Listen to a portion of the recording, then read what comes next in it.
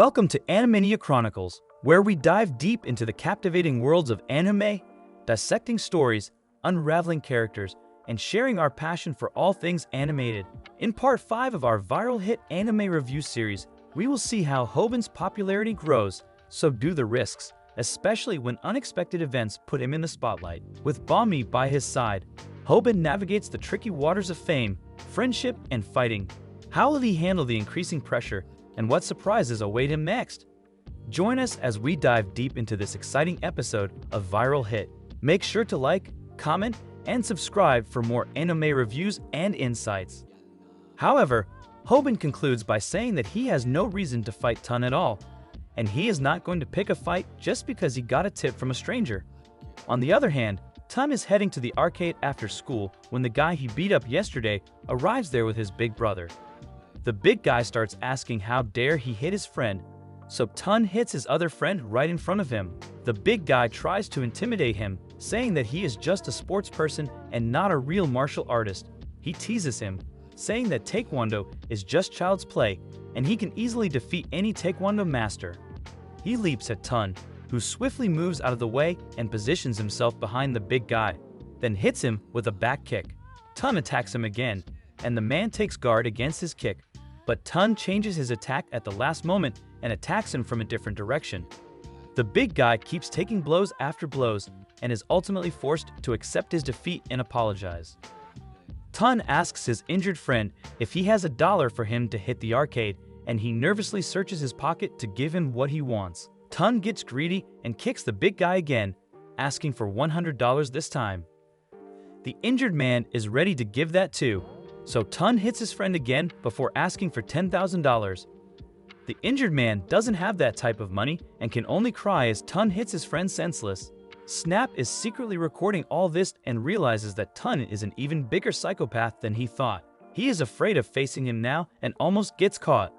Well, he thinks he safely escaped his gaze, but that's just what he thinks. Tun catches him and forces him to call Hobin there as well. Hobin is terrified, and as Tun asks them why they were filming him, Snap says that he found his Taekwondo moves really cool. Hobin is grateful for Snap's quick wit and hopes that he can get them out of this mess. However, his hopes go down the drain when Gull comes running toward them. Hobin knows that she has a direct and just personality, and she is sure to pick a fight with anyone.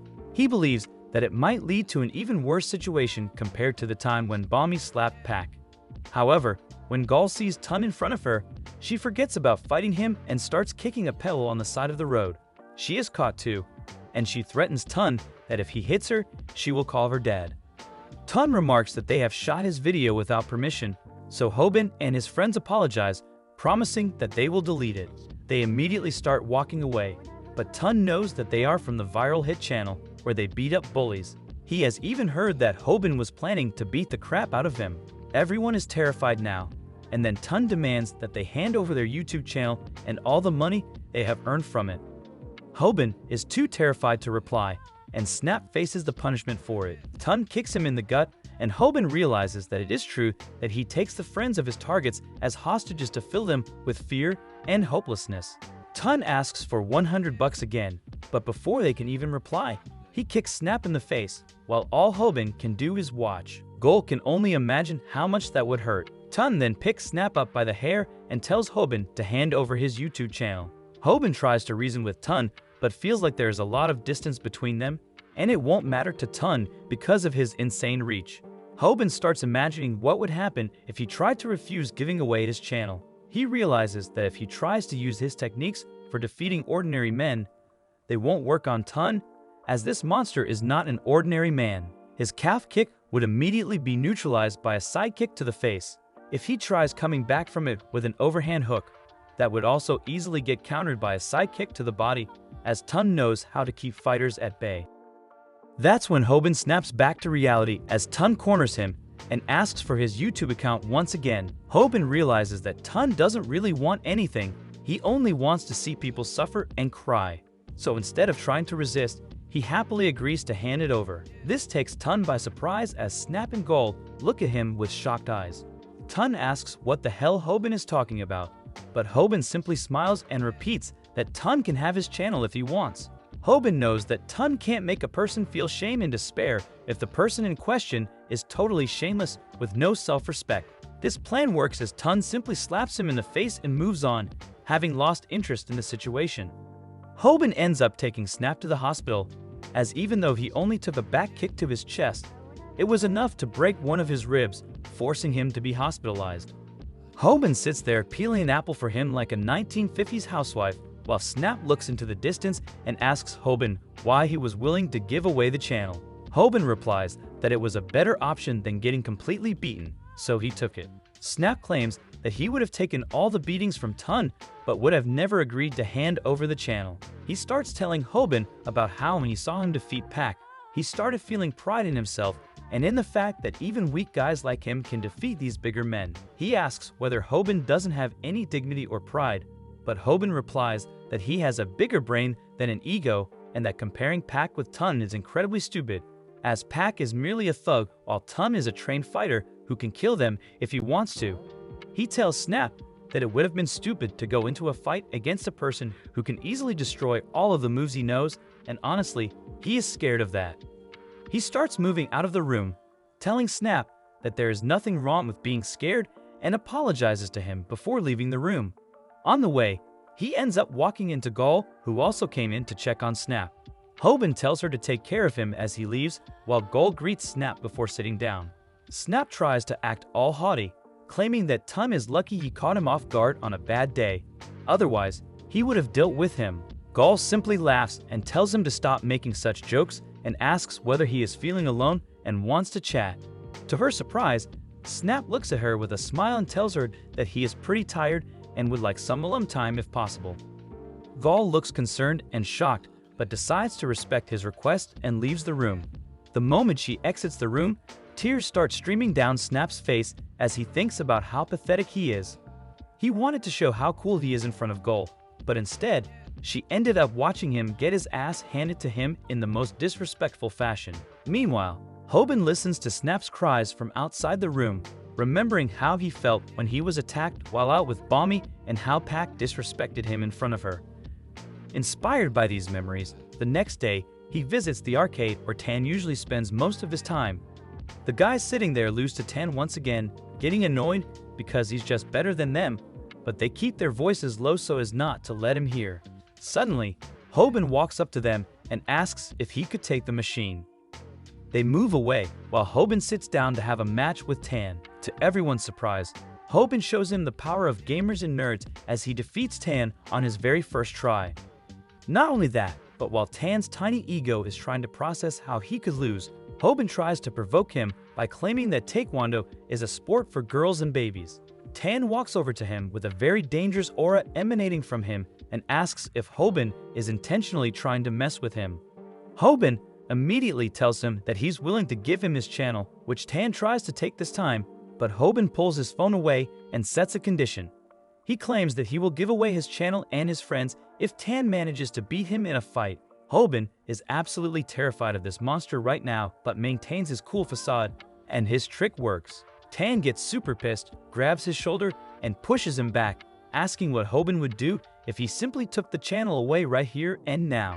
Hobin snaps back, saying that everyone will know Tan is nothing but a coward who can't have a fair fight. He tells Tan to give him 1 month to prepare and then defeat him if he has the guts to do so. Angered beyond belief, Tan kicks the machine beside him, smashing it to pieces, which makes Hobin piss his pants a little. But Tan agrees to a match and tells Hobin to send the location before leaving. The next day, Hobin tells his friends in the hospital the entire scenario, also adding that he had to pay for the broken machine. Gol gets mad at him for doing something so stupid, saying he will get killed by Tan, while Snap tries to hold her back. Snap asks why Hobin changed his mind when last time he said he didn't want to fight against that pro. Hobin silently thinks about how he knows the feeling Snap was experiencing, and that's why he's fighting, but he doesn't say anything. He gets up and tells them that he is going to prepare well for the fight, as 1 month goes by extremely quickly. That night, he sits in front of his computer and watches the videos of the Cockman as he gives the third lesson, which is about how to defeat a person who knows Taekwondo as a normal guy. Hobin eagerly awaits a special move that will ensure his victory, but to his surprise, the Cockman claims that it's impossible for a normal guy to defeat a person who knows Taekwondo. He continues, saying that the best course of action would be to simply give up, as Taekwondo boasts incredibly smooth footwork with high-intensity kicks that can take your life if landed correctly. This gets Hobin worried as he starts thinking about how his channel would be gone if he loses the match against Tan. But suddenly, the Cockman claims that everything he said applies in a ring with rules. But if the fight happens outside the ring without any rules, then there is a small chance of victory. The Cockman claims that beating a Taekwondo practitioner in a street fight is very simple. If you don't let them use their kicks, the match is already won. Controlling the environment is the key factor for this. If you can make the fight happen in a slippery condition where they don't have proper grip control, using their kicks becomes difficult, especially if the area is narrow. Hobin looks at the calendar and decides that controlling the environment might be possible if he fights Tan on a rainy day in a month. Moreover, the Cockman advises him to brush up on his skills. Calf kicks can be used in restrictive areas, and he should have his overhand ready in case of emergencies. Hobin practices both moves diligently, day and night. Just when he thinks he has a standing chance, the Cockman claims that even after all this, his chances of beating a pro would be only 5%. Hobin starts feeling hopeless, but the Cockman reveals that there's one move that can increase his chances to 40%, the tackle.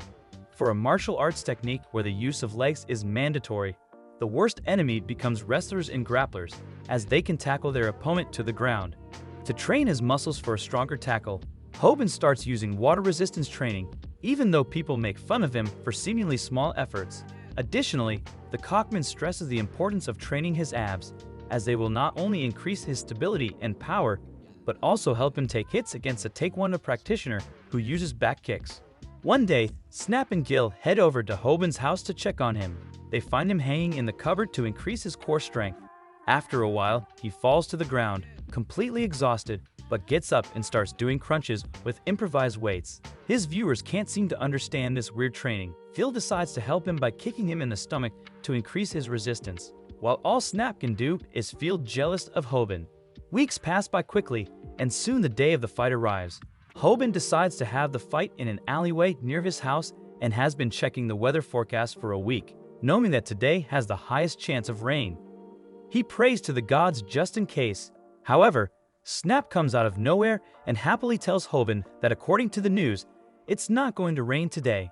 Hobin is disheartened, knowing that the rain was crucial to his plan. That's it for today. Stay tuned for part 6 of our viral hit review series. Thank you for joining us on this journey through the vast realms of anime. Don't forget to subscribe, hit that notification bell, and stay tuned for more thrilling reviews and discussions. Until next time, keep exploring the boundless wonders of anime with us.